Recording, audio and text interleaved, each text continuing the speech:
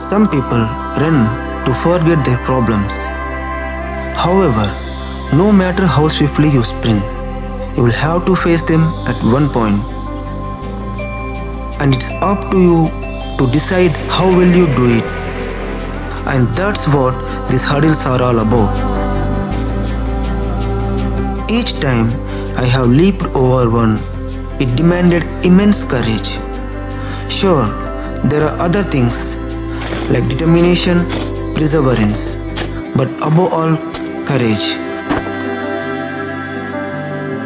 All the knowledge I had from my school textbooks, they weren't aiding me with English speaking.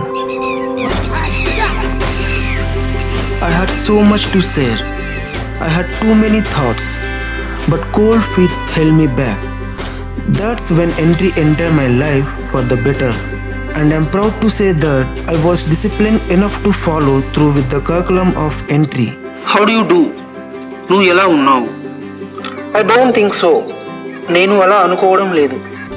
What can I do for you? Once I invested, Entri invested twice as much in me. Suddenly the same English that held me back my entire life was lifting me upwards.